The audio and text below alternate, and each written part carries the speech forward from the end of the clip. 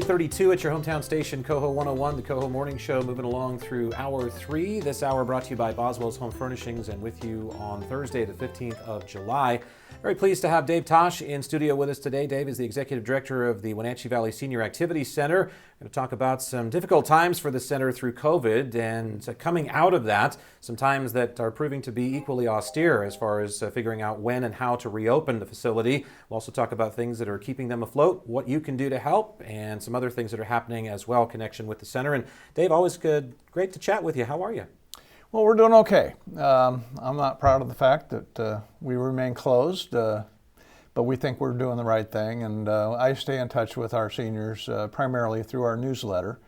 We're still doing a monthly newsletter, and then of course I chat with a lot of them. They call, and we have one of our receptionists that is going through our membership roster, checking in on them, getting their thoughts and ideas, and just staying in touch.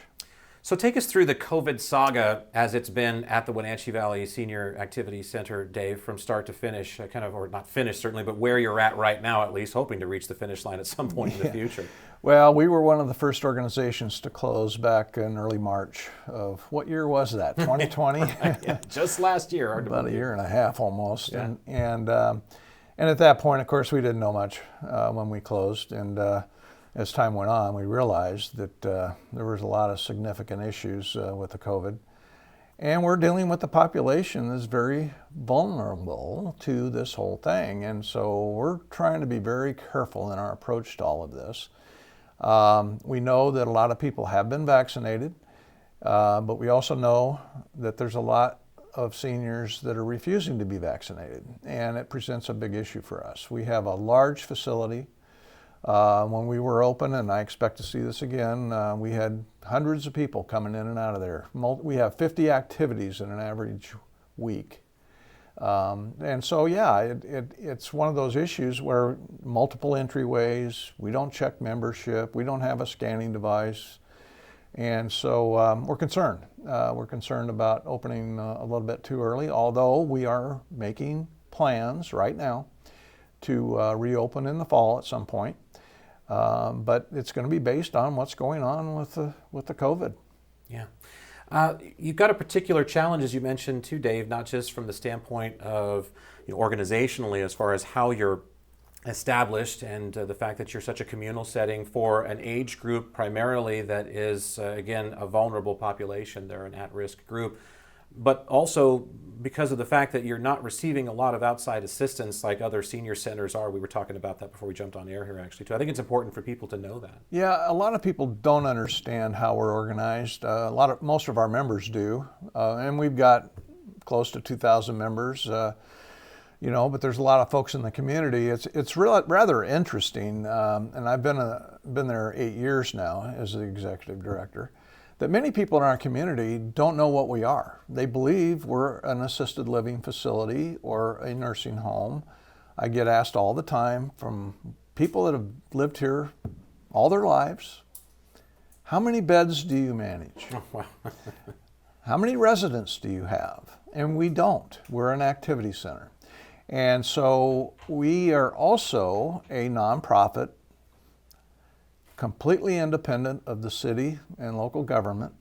We are on our own, and we have to figure it out as to how we generate enough revenue to provide all the services and activities that we do and maintain our building and all the other things that go along with it. Our thrift store is really the key component to all of this because the thrift store generates the bulk of our resources. And as you were telling me, it's carried you through the pandemic, essentially. And it has, and because of the community support, and we really appreciate the donations that we've been receiving, we're setting new records in sales. And we're only open 5 days a week versus the 6 that we used to be. We're open from 9 to 4. We're accepting donations of clothing. We had to shut that down for a short period because a lot of people were cleaning out their closets and doing a lot of things during this time period, and donations were flowing in. So we had to stop there for a short time, but we're back up and running again. And again, we really appreciate the community support. Yeah. Well, the over-generosity of a community is always one of the better problems to have in a position like yours. So I'm not complaining. I'm sure that's not the case.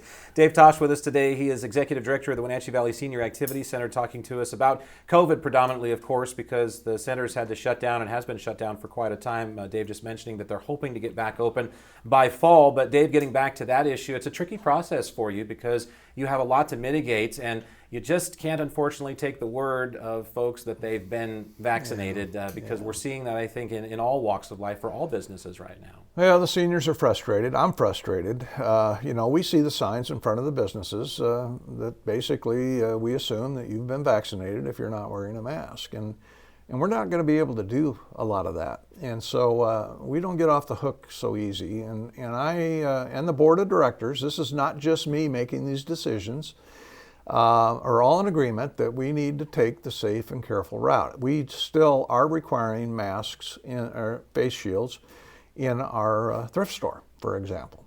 Very few businesses are doing that right now. Why? Well, again, because of the population that we serve. We feel that that's a safe route to take, and we have not had any issues with COVID with regard to the staff that we have there and our seniors that frequent the thrift store. Yeah. Yeah. So anyway, you've also got such a piece of the livelihood of people, as far as their time and life is concerned, Dave. This is so much of the part of the people who you serve's world on a daily basis, or at least a weekly basis, maybe sometimes a monthly basis. But again, you get so many people that come through the center. So there's obviously got to be a concern as well for their well-being outside of the pandemic itself and the health concerns there, their mental health concerns, their social health concerns. So those are something that I'm sure you've been following up on to the best of your abilities too. Well, the one thing we've been doing since we've closed is we've got our receptionist that's been calling our members, checking in on them and answering their questions and concerns. I think that's helped us. We're still producing our monthly newsletter, and that provides quite a bit of information as to what's going on. We also have a Facebook page, and we have our website and all that. But it is rather difficult to stay in touch with the seniors.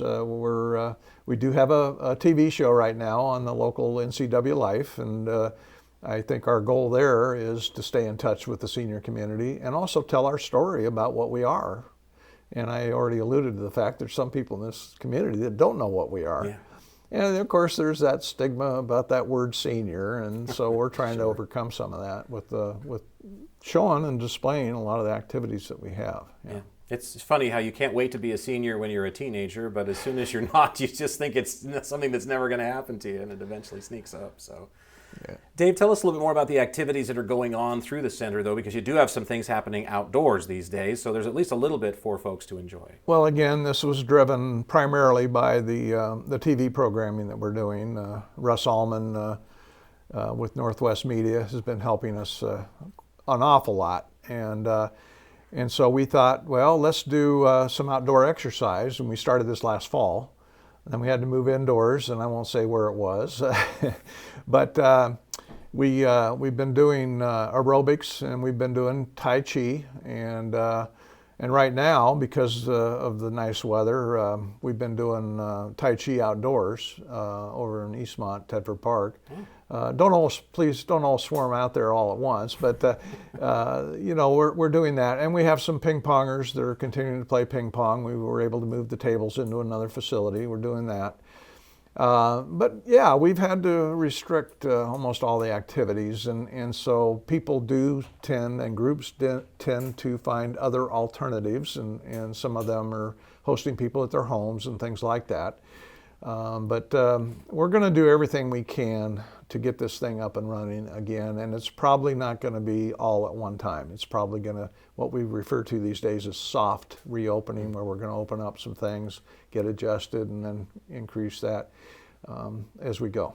All right, well, we're looking forward to getting the Senior Center reopened once again as quickly as possible, but again, of course, as safely as possible too, Dave, and that's where you and the board comes in as far as making sure that our seniors here are protected, but also hopefully able to again get back to a little bit more of a lively, active lifestyle that they like over there at the Senior Center. Anything post-COVID that you're planning, Dave, that maybe wasn't a part of the Senior Center before? Well, don't know that we've gotten too far down the pike on that. I think doing these videos has opened up some opportunities for us, things that we hadn't thought about in the past. I can't pinpoint any particular activity that we might add on. One of our issues is we had so many activities going on, we were running out of space to put them all in a spot. And so, but anyway, we're always open, and we know we have a new generation of seniors with different interests, and that's a whole nother matter that I might want to come back and talk about at some other point. Absolutely. So we've got that going on. Well, you're more than welcome to come back anytime, Dave, and talk to us about anything you'd like. Again, Dave Tosch with us today, Wenatchee Valley Senior Activity Center Executive Director, here today with us on the KOHO Morning Show. Dave, I appreciate the time very much. Anything else to share? Or? Oh, I think just wish us luck and goodwill, and with our fingers crossed, we're hoping to get back up and running sometime in the fall. Well, you got it from all of us here at KOHO and our KOHO listening audience, no doubt. Stay well yourself, and we'll look forward to hopefully chatting with you here in the fall, maybe when you get back open, or a little bit open, if you will, and we'll talk about how that's looking at that time. Thank you. Thank you, Chris, for having me. You betcha. Thanks, Dave.